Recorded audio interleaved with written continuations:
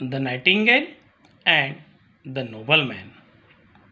A nobleman in a faraway land once caught a nightingale and put him in a cage. No bird likes to be shut up in a cage.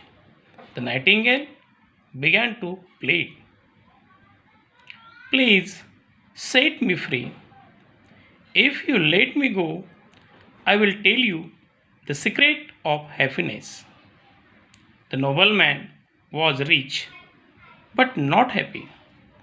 He wanted to know the secret of happiness. So he let the bird go. "Listen," said the nightingale. "This is the secret of happiness. Never cry over spilt milk and never trust idle words." The nobleman didn't think much of the secret. "This is just a silly piece of advice," he exclaimed. The nightingale flew a little higher and said, "Too bad you let me go. I have rare diamonds under my wings. Now you won't get any of them."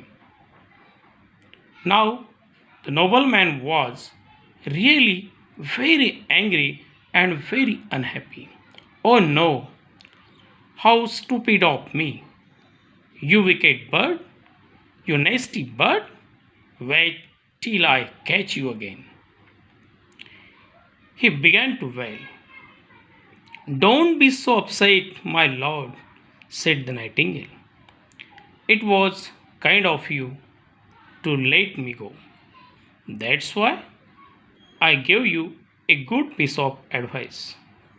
Think over it. The first thing I said was, don't cry over spilt milk. I'm already far away from you. You can't catch me again. Then why make yourself unhappy about it? Secondly, how can an ordinary bird like me have diamonds under his wings? Those were just idle words of mine. It's a mistake to trust such words. Use my bits of advice and be happy. Farewell."